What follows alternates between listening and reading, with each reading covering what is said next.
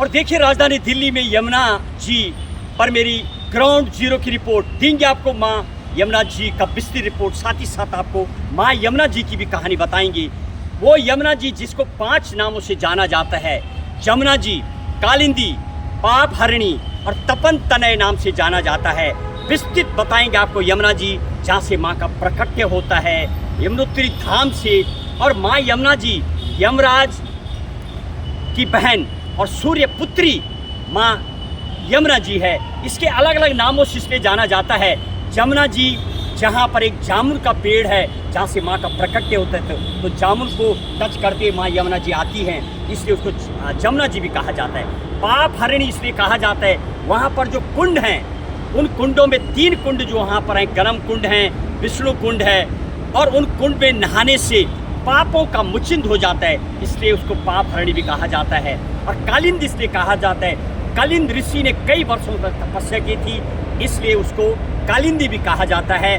और इसके अलावा माँ यमुना जी की यदि मैं आपको और विस्तृत बताऊं तो यमुना जी वो यमुना जी है जो सूर्य की पुत्री हैं।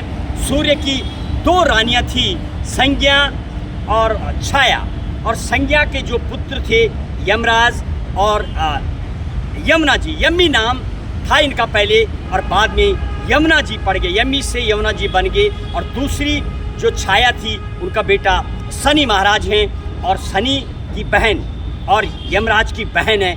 इतना तपन तनय सूर्य पुत्री हैं यमुना जी। जब अपने रुद्र रूप में आती हैं, बरसात के दिन में हमने देखा था किस तरीके से यहाँ पर जो गौशालाएँ हैं वो जाकर के पुलों के ऊपर चली गई थी, दूर दूर चली गई थी यमुना जब अपने विकराल रूप में आती है। और कृष्ण भगवान की जो उपासिकाएँ हैं, यानी आज के युग के हिसाब से जैसे कथाओं में सुनाया जाता है पटरानियाँ, लेकिन वो शब्द नहीं बोला जा सकता है, यानी उनकी जो उपासक थी 16,108 उनकी जो रानियाँ कहा जाता है, यानी उपासक थी वो, उन्हीं में से एक प्रमुख भक्त थी ये कह सकते हैं आप। कृष्ण भगवान की खास उपासक में से एक रही है यमुना जी।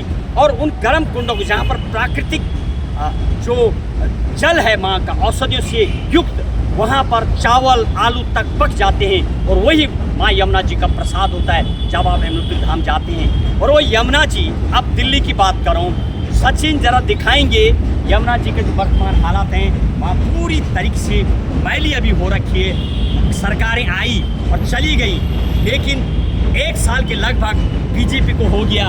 अभी मात्र कुछ जरूर मुझे यहाँ पर कुछ काम होता तो ज़रूर नज़र आ रहा है, जाले पिसते ज़रूर नज़र आ रहे हैं, और अभी भी गंदगी का अंबार लगा हुआ है। और ये यमुना जी का वो पुल जरा दिखाइए इस ब्रिज को।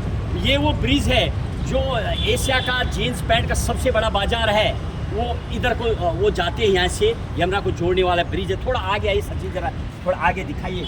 और अभी भी ये देखिए तमाम गंदगी हुई पड़ी है, अभी भी मानो कोई सुध लेने के तैयार नहीं है।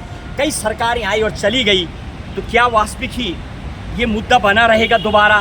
क्या सरकारें इसी मुद्दे पर लौटेंगी? रात दिन मीडिया में और सरकारों ने यमुना जी को क्लीन का मुद्दा बनाया, और अभी भी यमुना जी जस के तस बनी हुई है। देखिए यमुना जी के हालात पर मेरी ग्राउंड जीरो की रिपोर्ट। जय यमुना जी, जय हिंद, जय भारत।